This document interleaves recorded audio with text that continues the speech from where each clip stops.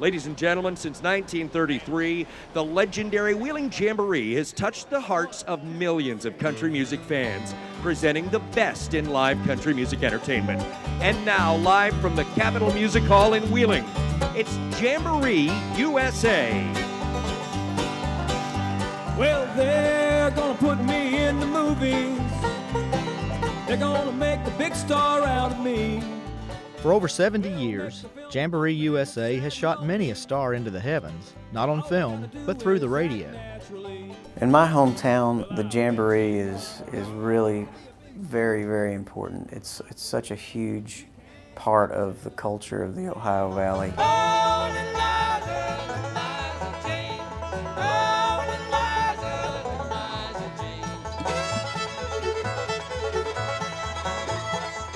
It's the second longest running live broadcast show, second to the Grand Ole Opry, broadcast live over WWVA AM radio 1170, and it hits 18 states on the eastern seaboard and 6 Canadian provinces. When you're in Nashville, people always refer to growing up with the Grand Ole Opry, but if you grew up in Pittsburgh like I did, you didn't get the Opry. The Opry didn't penetrate the Appalachians, and particularly not the northern Appalachians. Our country music came to us from WWVA, the World's Original Jamboree, which was on Saturday nights just like the Opry, and was every bit as exciting to a listener, and it's what really turned me on to country music. If I had a chance just to be what I could be, I'd like to be the man in the moon. In 1926, a year after WSM Nashville's first radio broadcast, WWVA in Wheeling took to the airwaves. The AM station introduced late-night Saturday listeners to what came to be known as the World's Original WWVA Jamboree, a homey blend of country-style music and local talent. There are those who say that there was country music on WWVA as early as 1926. But the Jamboree, the weekly show that we know today, is inaugurated in 1933.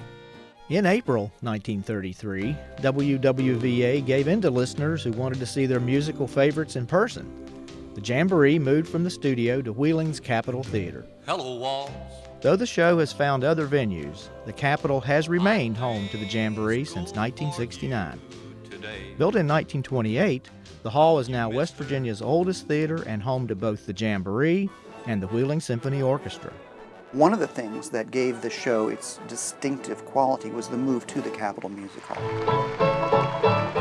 That hall sounded great on the radio, and the audiences sounded terrific. The theater received an eager crowd of 3,266 fans. Another 1,000 were turned away from a full house. Saturday night when our work is done. It was held at midnight on April 1st, 1933, because this theater was actually a movie theater. So the show didn't start until the last movie was over, which happened at midnight.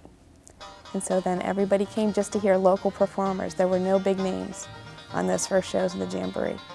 The performances were billed as the greatest shows on the air for a quarter, the price of admission. Robert K. Orman says even the Grand Ole Opry didn't have anything on the Jamboree when it came to pleasing the audience. In fact, when I first saw the Opry, I was disappointed that the audiences were so sedate. I'm going home in the morning train. When you'd listen to the Jamboree on Saturday night and like Wilma Lee and Stoney Cooper were playing, they rocked that joint. I mean, it was a loud, enthusiastic, whoop-it-up hillbilly audience that just sounded so much fun. Broken heart, come with your grief. Laid at the Savior's feet. Shannon Tucker Wall says early on, the audience helped give the show its unique flavor. The men that would come to the show would bring their cowbells from their farms, and they'd ring them. And so that way, over the air, the family would hear the cowbells ringing, and each cowbell has a different ring. So they'd listen for their husband's cowbell to know they made it to Wheeling safely.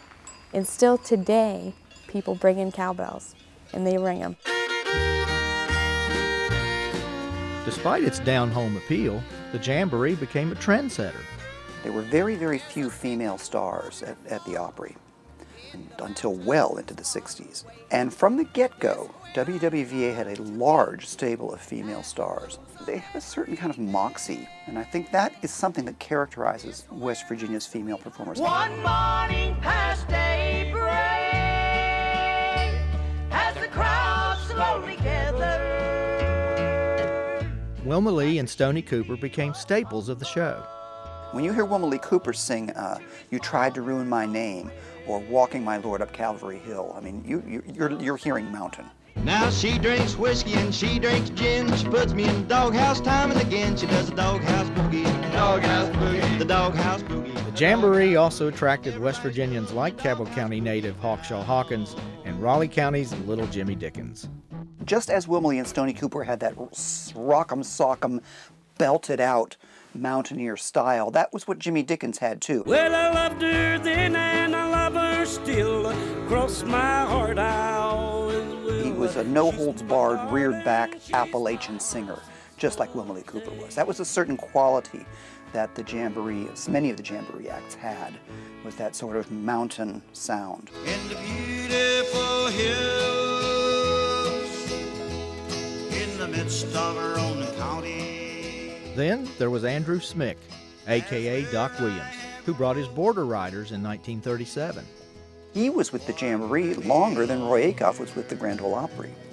He truly was the king of that show and was its longest tenured member and was a really pretty tremendous entertainer. Sitting by my trailer door, thinking of the days of yore. Orman says Doc Williams offered a broad repertoire. Western stuff, hoedown fiddling, some Eastern European influence polka stuff, and then there was Chicky, who had this wonderful mellifluous voice. She's a flower from the fields of West Virginia. It was a very honey-dripping kind of a voice that really drew you into that radio. With sweet dreams of yesterday, even though I'm far away. Before producing numerous hits in Nashville, Lionel Cartwright performed on the Jamboree, first in the 1970s, playing piano for Doc and Chicky. Doc and Chicky were both big stars, again, back in the 30s, when the Jamboree was as high a profile as the Opry.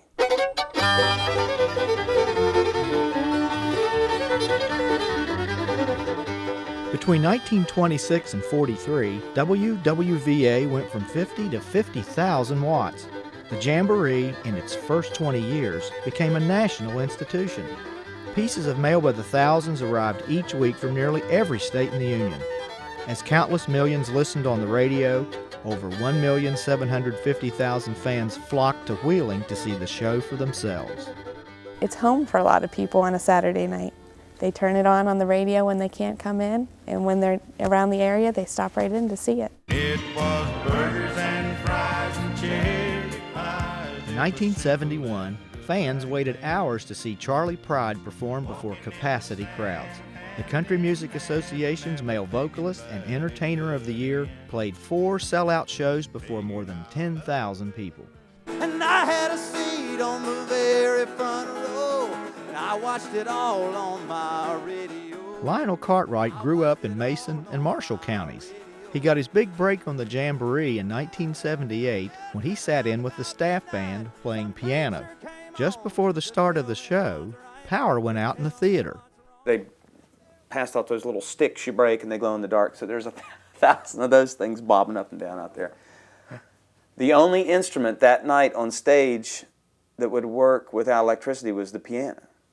So I got to back up they brought out one by one, they brought out everybody that was going to sing, and I got to back them up. As soon as the show was done, they offered me the job as staff piano player. What Lionel Cartwright brought to that show, even as a kid, was leadership. He was the band leader. He was the arranger. He was the guy who put it all together musically. Cartwright says the Jamboree has always been open to area talent. They would always have an hour of opening acts and then an hour of the headliner, which I always thought was really great because it didn't exclude local talent. It was a great entry point. He remembers listening to WWVA as a kid in Glendale. My dad had a little transistor radio, and I used to sneak that into bed and hook an earphone up to it, and you lay on the earphone so everybody thinks you're asleep, but I'm really there, digging the You know, Merle Haggard, Buck Owens, right? But I remember listening to the Jamboree, and it was really cool. And I was just a kid, you know, 10 or 11, but it was live. People were laughing. They even had the comedians back then, a guy named Crazy Elmer, who was not too far away from vaudeville comedians, who were still doing it, right? And I don't know, you know, I can't explain this. All I know is I liked it. Cartwright says he learned a lot about music from the Jamboree and growing up in the northern Panhandle. Wheeling, which is only 60 miles from Pittsburgh, was a big immigration town back in the turn of the century. So there were polka bands, and there were bluegrass bands, and there were rock bands, and people playing in armories for dances, and obviously country music. So it was a nice exposure to a lot of styles. Glendale native Brad Paisley grew up on the Jamboree and has appeared on public radio's Mountain Stage. He says West Virginia has a rich musical tradition and an abundance of talented artists. We also are very lucky to have some highly acclaimed shows like Jamboree USA and Mountain Stage. I can name you some states that don't have venues that cool, that are much bigger places than this. Don't know that you lost. I want to hear some John. We all have to start somewhere, you know, and like the Grand Ole Opry or here in Wheeling and the Louisiana Hayride, places like that always gives the artists their first shots, you know. Such legendary performers as George Jones and Tammy Wynette, Webb Pierce, Ernest Tubb, Tex Ritter, and Johnny Cash have appeared on the Jamboree. Hawkshaw Hawkins and Hank Snow were regulars on the show. Even Ken Curtis, who later starred as Festus on television's Gunsmoke, and Hee Haw's Grandpa Jones spent time on the Jamboree.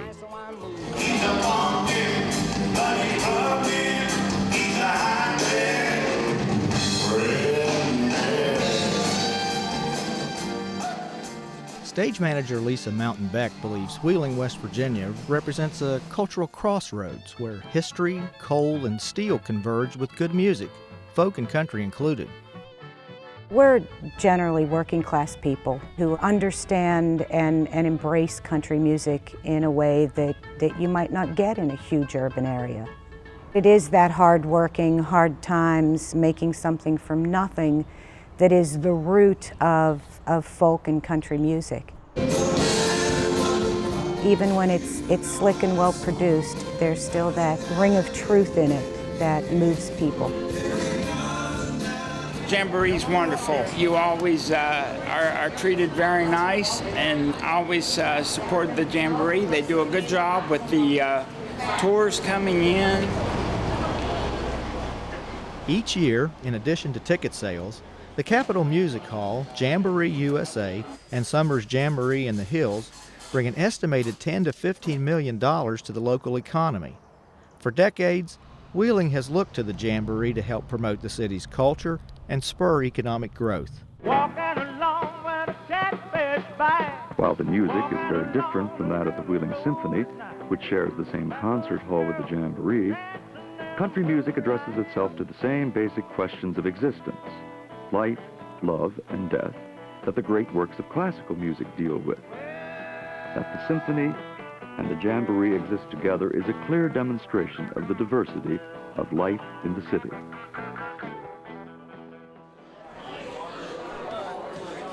Saturday nights, the Capitol Music Hall opens its doors at 6. An hour before 11:70, the Jamboree staff band takes the stage, performing tunes and even singing live commercials. We don't play the same set every weekend. Unlike the headliners, they play the same set every night.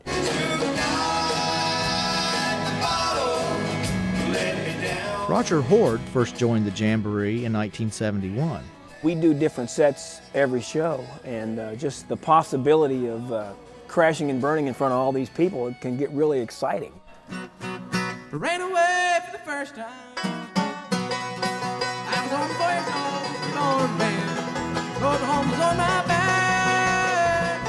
There's something so different from hearing a live show, whether it's on the radio or in person, than the most beautiful of recordings. Come on back, come on back, come on back, come on back, come on back and stay where you belong. There's a spontaneity There's a feeding of the audience to the performer. There's an electricity that you simply can't get in recorded music.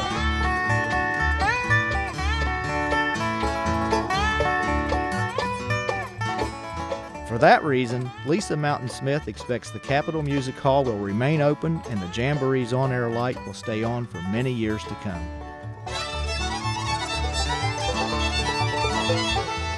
We are so fortunate to have the musical roots that we have, and people don't seem to throw that off easily. They're not always looking for the newest and the brightest. They're happy with the history that they have and embrace that tradition in a good and enduring way.